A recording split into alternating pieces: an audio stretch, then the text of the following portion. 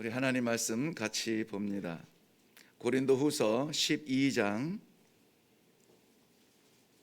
7절부터 10절 말씀입니다.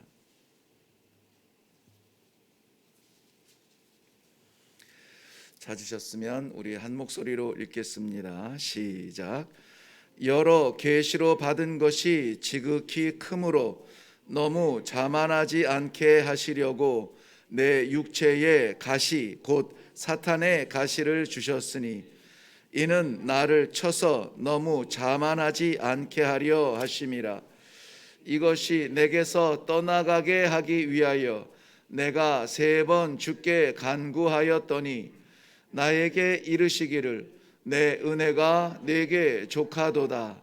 이는 내 능력이 약한 데서 온전하여 짐이라 하신지라.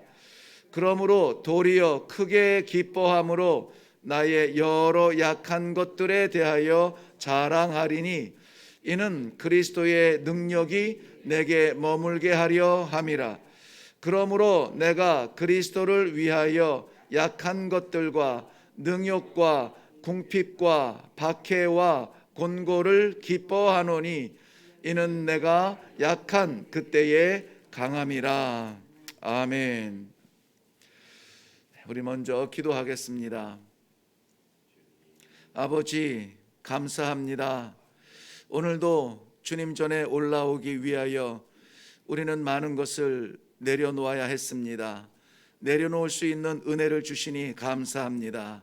기어코라도 한 말씀 받고 이 하루를 시작하기 위하여 이 신앙, 이 믿음 붙들게 하시니 감사합니다.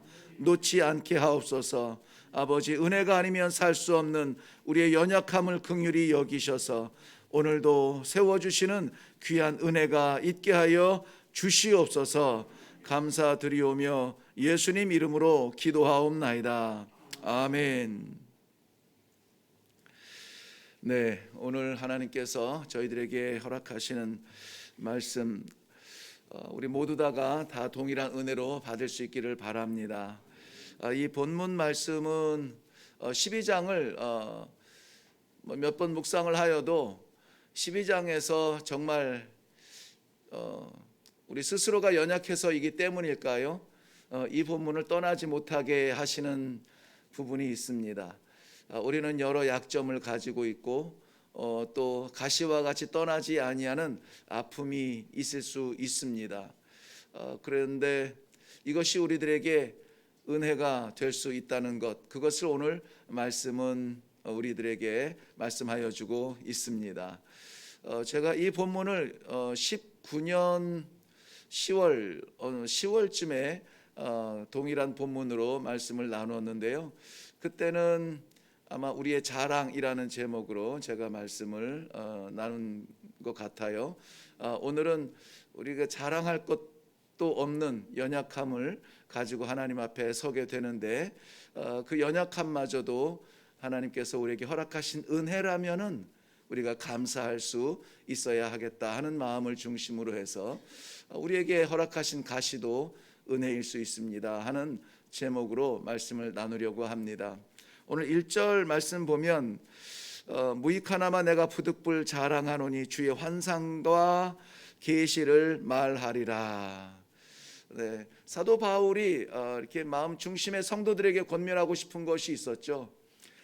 자꾸 자신을 주목하는 이 성도들에게 내가 아니라 내가 증거하는 예수 그리스도를 바라보라는 것이 늘 사도 바울의 마음에는 있었습니다. 그래서 내가 주를 본받은 것 같이 너희는 나를 본받으라 했는데, 나를 본받으라는 것이 아니라 내가 본받는 주님을 본받으라는 말씀이셨죠. 그러므로 사도 바울의 마음에는 늘 주님을 향한 일심이 있었습니다. 그래서 오늘 본문에서도 내가 부득불 자랑할진대 자랑하고 싶은 게 있어요. 자랑하고 싶은 게 있는데 그것이 무엇이냐? 주님께서 내게 허락하여 주신 이 환상과 확실한 계시를 자랑하고 싶다. 왜냐하면 14년 2절 3절 내려가 보면 14년 전에 자신을 삼층천으로 이끌어 주신 하나님의 독특한 은혜, 우리 가운데 이 삼층천에 다녀오신 분이 있을까요? 뭐 요즘에도 가끔 나옵니다. 그래서 그러한 뭐 천상에 대한, 천국에 대한 경험, 지옥에 대한 경험을 하신 분들이 나는 천국을 보았다 이렇게 책을 내기도 하고 간증을 하기도 하고 합니다. 정말 뭐 독특한 은혜죠. 사도 바울이 경험한 것은 14년 전이라고 굳이 그 날을 이야기하고 있습니다. 고린도 후서를 기록하기 전에 14년 전이라면은 바울 사도께서 길리기아 다소 지방 그 고향에 머물 때예요. 바울을 하나님께서 부르신 곳이 다메섹으로 가던 그 도상에서 예수님을 만나게 되죠. 그리고 이방의 복음의 빛으로 부름받았다라고 하는 이 말씀을 받고 그가 다메섹에서 복음을 증거하기 시작하는데요. 다 아멘으로 받지는 못합니다. 왜냐하면 바울에 대한 악명이 이미 너무 많기 때문에 은혜로 받은 사람도 있겠거니와 어떤 사람들은 저놈이 무슨 수작을 하려고 저러지 하고 그런 의심의 눈초리를 보고 이 바울의 복음을 받아들이지 못하는 사람들이 있었습니다. 반대자들이죠. 그래서 결국은 다메섹에서 증거하지 못하고 아라비아 광야로 들어가서 3년 동안을 머물게 됩니다. 그리고 나서 다시 다메섹으로 돌아가서 복음을 증거하는데 이때 복음을 증거한 것이 예루살렘 교회에 소문이 나게 되죠. 자신들이 파송한 다메섹까지 보낸 이 사도 바울에 대해서 어떠한 일이 일어났는지에 대해서 궁금해들 하고 있고 거기에서 아니 교회를 잔해하던 자가 복음을 증거한다고 하는 것들에 대하여서 웅성웅성한 이야기들이 들려옵니다. 바울을 이 예루살렘 교회로 불러서 그 자초지종을 듣게 됩니다. 그럼에도 불구하고 이 예루살렘 교회에서도 역시 반응들이 다양하죠. 하나님의 은혜를 은혜로 다 받지 못합니다. 하나님의 말씀이 동일하게 선포되어져도 은혜로 받는 자가 있는가 하면 그것을 해석하느라고 바쁜 사람들이 있고 옳으냐 그르냐 오늘은 왜 이래 저래 다른 것으로 머리가 분주한 사람들이 있죠. 마찬가지로 예루살렘 교회도 바울의 변화에 대해서 이것은 하나님의 놀라운 은혜입니다 하고 기뻐하는 자들이 있는가 하면은 여태까지 자기가 지내온 그 행실에 대하여서 기억을 가지고 이 바울에 대하여서 변화된 것을 믿지 못하고 따르지 못하는 사람들이 있었다는 것입니다. 그리하여서 그 길로 돌아서서 수리아의 길리기아는 그 지방을 이야기하고요. 바울의 고향은 다소라고 하는 곳인데요. 다소에 들어가서 자그마치 10년 동안의 그 행적을 기록하지 않고 있습니다. 이 10년을 보통 이 다윗이 아니라 바울의 침묵의 기간이라 이렇게 말합니다. 거기에서 10년 동안을 무명으로 하나님께서 부르신 사명이 있음에도 불구하고 침묵 가운데 보내었는데 그때에 바나바가 올라와서 안디옥으로 가서 우리 안디옥 교회를 도웁시다라고 안디옥 교회에 초청을 하게 됩니다. 안디옥 교회로 가서 거기에서 말씀으로 사역을 하게 되고 선교사로 파송을 받게 되죠. 자, 오늘 본문의 14년 전이라고 하는 것은 바로 그 길리기아 다소 지방에 머물던 그 10년의 세월 가운데 있었던 어떤 날의 은혜이라고 그렇게 보통 해석하는 것이 일반적입니다. 그때에 경험한 것이 무엇이냐면은 하나님께서 그를 삼층천으로 이끌어 올리셨다는 거예요. 자신이 간 것이 아니라 하나님께서 자신을 이끌어 올리셨다는 것입니다.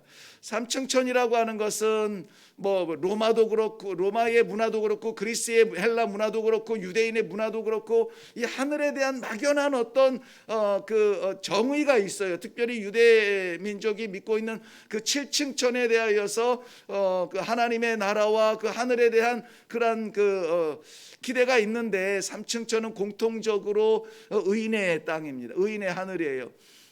하나님께서 부르시지 아니하면 볼 수 없는 그 자리입니다. 우리 살고 있는 이 지상에 그러한 하늘이 있고 멀리 바라다 보이는 닿을 수 없는 그러한 하늘이 있고 그 하늘 너머에 어떤 하늘이 있다. 삼층천을 보는 헬라 문화의 영향도 있습니다만은 어쨌든 공통적인 것은 하나님의 나라 천국을 경험했다는 것이죠. 야, 이 정도 되면은 정말 신앙생활 할 만 납니다. 무엇으로도 유혹받지 않고 정말 그 나라 사모하면서 우리는 이 땅 위에서 천국 백성으로 살아갈 수 있는 흔들리지 않는 믿음이 있을 것 같아요. 제가 어제 설교였는지 그 송구영신 예배 설교였는지 기억이 나지 않습니다만은 부러워하는 사람들이 예수님의 제자들이라 그래서 예수님과 함께 동행했던 그 시간들과 함께 눕고 함께 먹고 함께 동행했던 그런 것들, 함께 주님이 말씀하시는 것을 내 귀로 들을 수 있었던 그 축복이 얼마나 좋았을까. 정말 부러워하는 유일한 분들이 예수님의 제자들이에요. 그런데 사도 바울은 그 차원을 넘어서 하나님의 나라 그 천국을 경험했다. 이게 얼마나 부러운지 모르겠습니다. 만약에 그렇다면 저는 이 정도로 복음을 증거하지는 않을 거예요. 펄쩍펄쩍 뛰면서 저 집집마다 찾아가고 성도들을 만나면서 정말 간절하게 있어요. 하나님의 나라가 있습니다. 내가 보았어요. 하나님께서 나를 보여주셨습니다. 내가 거기에 다녀왔습니다. 멈출 수 없는 복음의 증거를 했겠죠. 그런데 이 누구나 경험할 수 없는 독특한 하나님의 초청으로 천국을 만난 사도 바울의 이야기가 간증이 되고 나서 바로 이어서 뭐가 나오냐면은 약함에 대해서 말합니다. 자신의 육체의 가시에 대해서 말합니다. 나에게 이 뽑히지 않냐는 가시가 있다는 거예요. 이것만 없어도 좋겠는데 이거 사라지지 않냐는 가시가 있다는 겁니다. 그런데 그 가시는 어떤 가시냐면 몇 가지 이제 이야기들이 있습니다. 존 칼빈 같은 경우에는 사도 바울이 부르심을 받기는 받았지만 정처 없이 이렇게 이방 땅을 향하여서 날마다 이렇게 다녀야 되는 이 사도에 대한 그 두려움과 염려, 그리고 자신의 연약함, 항상 이 갈등이 있었다고 그래요. 그래서 이것은 내면의 갈등. 또 가야 됩니까? 나는 못합니다. 나는 약합니다. 하나님, 이건 내게 너무나 어렵습니다. 눈물로 기도하지 아니하면 하나님께서 세우지 아니하시면, 보내지 아니하시면 갈 수 없는 연약한 내면의 세계가 있었다는 것이죠. 그 내면의 가시를 이 사도 바울이 그 아파하는 그 가시라 이렇게 이야기해요. 우리 마틴 루터 같은 목사님은 이 가시에 대하여서 사도 바울도 어찌할 수 없는 연약함을 가지고 가는 곳마다 복음을 증거했지만은 거기에서 빠지지 않고 쫓아다니면서 아니면 미리 자리 잡고 있던 반대자들이 항상 이 복음의 가시였다는 것입니다. 복음을 증거하는 것은 감격스럽지만은 그들이 비아냥거리면서 그들이 뒷조사를 하면서 그들이 이 복음의 믿음의 사람들을 혼란케 하는 그러한 일들을 하는 것을 볼 때에 정말 이 안에서 끓어오르는 그러한 분노와 이러한 괴로움이 뽑히지 않냐는 가시였다. 천주교에서는 이 가시를 주의 일을 감당하는 사람으로서 견뎌야만 했던 그 육체적인 어려움들, 특별히 이 성적인 그러한 자제력, 이러한 것들이 날마다 이 바울 사도를 괴롭혔다, 이렇게 이야기도 합니다. 그런데 보편적으로 이해하는 것은 사도 바울의 실질적인 육체의 질병이에요.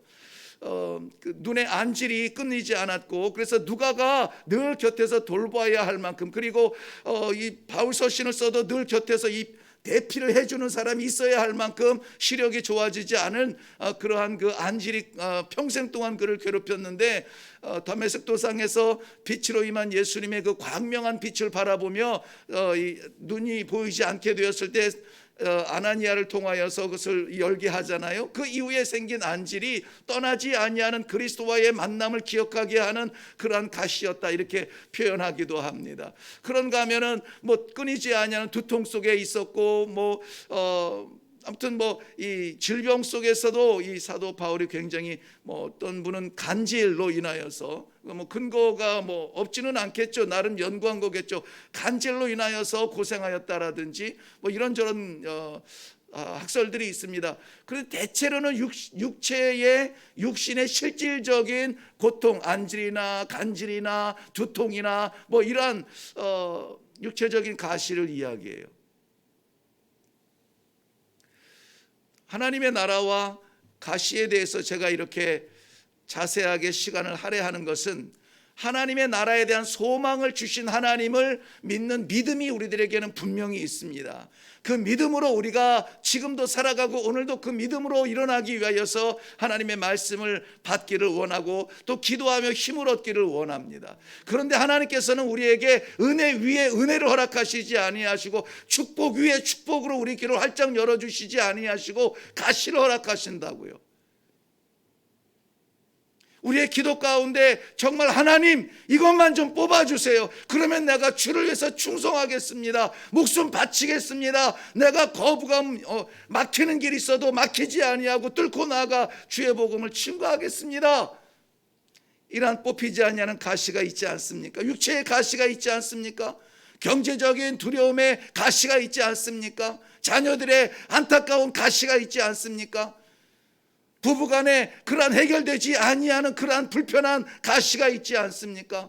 신앙생활하면서 우리의 영혼이 만족하지 못하는 그러한 가시가 있지 않습니까? 이것을 뽑아달라고 기도하겠죠. 해결해 주세요. 이 병만 낫게 하시면, 이번만 성공시켜 주시면, 이번만 세워주시고, 이번만 도와주시면은 평생 주님 이것을 간증하며 살겠습니다 하겠죠. 바울 사도도 3번이나 그것을 위해서 기도했다고 해요. 3번이라고 하는 것은 삼세판이라는 뜻이 아니라는 것이죠.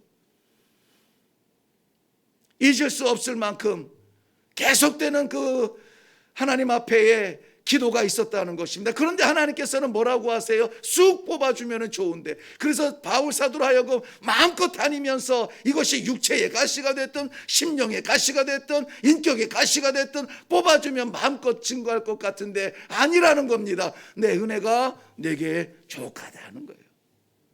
너에게 가시가 있는 것이 은혜라는 것입니다. 가시가 은혜라고요. 가시가 아니면 우리가 하나님 앞에 무릎 꿇겠습니까? 가시가 아니면 우리가 우리의 연약함을 고백하겠습니까? 우리가 얼마나 잘난 사람들인데요. 에덴 동산에 먹을 것이 없어서 선악과를 본 것이 아닙니다. 완전했습니다. 풍성했습니다. 하나님의 창조의 세계 가운데 가장 귀한 인간을 가장 귀한 자리에 놓으셨습니다. 그럼에도 불구하고 그 풍성함 가운데에서 보기 좋고 눈에 좋고 내 마음에 드는 거, 이런 것들을 찾는 것이 우리예요. 그렇기 때문에 하나님께서는 우리에게 가시를 허락하시는 거예요. 우리의 연약함을 허락하시는 것입니다. 우리에게 가시가 있는 것이 문제가 아니라 그것을 인하여서 기도하지 아니하고, 그것을 인하여서 겸손하지 아니하고. 시편 117편에는 다윗의 그런 간절한 고백이 있습니다. 고난당하는 것이 내게 유익이라고 했습니다. 뽑히지 아니하는 가시가 우리의 기도의 제목이라면은 오늘은 좀 수준을 높여서 하나님을 바라보고 하나님께 나아오고 하나님 앞에 기도할 수 있는 울타리로서의 가시를 인하여서 감사할 수 있기를 바랍니다. 그럴 때에 비로소 우리는 아버지를 붙잡게 돼요. 그럴 때 비로소 우리의 나약함을 인하여서 기도의 자리를 찾게 됩니다.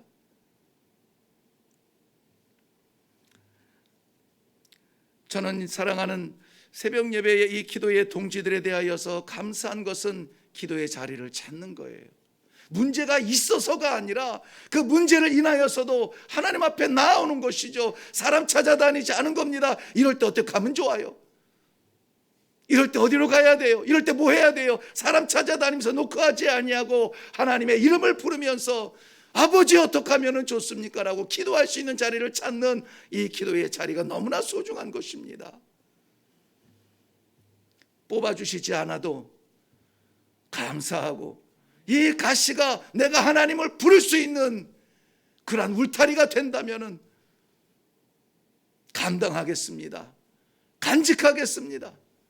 하나님 떠나지 않게 해 주옵소서. 이기는 자에게는, 요즘 우리가 153 성경 마치면서 얼마나 감동 있는 감격스러운 계시록을 묵상했는지 몰라요. 이기는 자에게는 하늘의 생명의 면류관을 주시겠다고 했습니다. 그거 다 바라보시잖아요. 이기시기를 바랍니다. 유혹에 넘어지지 말고, 미련함에 쓰러지지 말고, 고통에 좌절하지 말고, 그 가운데서 아버지를 찾을 수 있는, 위를 바라볼 수 있는 믿음을 주신 하나님 감사합니다. 감사합니다. 기도하며 나아갈 수 있는 이 아침이 되시기를 주님의 이름으로 축원합니다. 기도하겠습니다. 살아계신 은혜를 이렇게 체험할 수 있다니 감사합니다. 우리가 풀려서 해결돼서 대박이 나서 하나님을 믿고 하나님 앞에 감사하는 것이 아니라 여전히 우리 안에 가시가 있음에도 불구하고 그 가시를 인하여서 하나님을 부를 수 있는 이 믿음을 주심을 인하여 감사합니다. 아버지, 오늘 이 아침에 기도하는 주님의 백성들 은혜가 넘치게 하여 주시옵소서. 교만하지 아니하도록 꼽아놓으신 가시 아버지 받겠습니다. 아멘입니다. 그러나 하나님 떠나지 아니하도록 주님 겸손하게 하여 주시옵시고 더욱 기도하게 하시고 오로지 하나님 바라보며 이 한 해도 시작할 수 있는 놀라운 믿음의 성도들이 다 되게 하여 주시옵소서. 저희들이 연말을 흥청망청 무엇을 해야 될지 불빛 바라보며 지나지 아니하고 하나님의 말씀 안에서 허락하여 주신 153일 동안에 하나님 말씀과의 씨름 앞에 지날 수 있도록 은혜를 베풀어 주시니 감사합니다. 이제 말씀에 허락하여 주신 은혜대로 살아갈 수 있는 새해의 빛을 열어주셨사오니 말씀의 삶이 되게 하여 주시옵소서. 새벽 예배마다 불러주신 하나님 감사합니다. 새벽 기도의 자리에 내 자리가 있음을 인하여 감사합니다. 아버지, 이 기도의 자리가 멈추지 아니하도록 아버지 역사하여 주시옵소서. 새해를 이렇게 열어주신 하나님 감사합니다. 지난 해에 대한 우리들의 열매가 부족하고 발자취가 부끄럽지만은 하나님께서 다시 한번 열어주셨사오니, 기회를 주셨사오니 이 한 해 아버지와 동행하는 아름다운 동행의 역사가 있게 하여 주시옵소서. 감사드리며 예수님의 이름으로 기도하옵나이다. 아멘. 오늘 말씀을 받으면서 말씀에서 내게 주시는 은혜가 있는 줄로 믿습니다. 은혜를 사모해야 되는 것 우리의 어떻게 보면은 사명이죠. 은혜 아니면 살아갈 수 없지 않습니까? 그런데 주신 은혜가 빠져나가는 것은 울타리가 없기 때문이에요. 하나님께서 우리에게 가시를 울타리로 심어주셨을지라도 감사하며 받아들이며 인정하며, 그러나 기도의 자리가 식어지지 아니하도록 가시가 아플수록 더욱 하나님을 붙들게, 내가 연약할수록 더욱 하나님을 의지할 수 있게 아버지 나를 주관하여 주시옵소서. 성령에 의지하여서 살아가는 이번 한 해가 되게 하여 주시옵소서. 우리 다 같이 기도하시고 또 각자의 가시 기도의 제목을 하나님 앞에 내놓고 기도하시며 나아가겠습니다. 우리 같이 기도하겠습니다.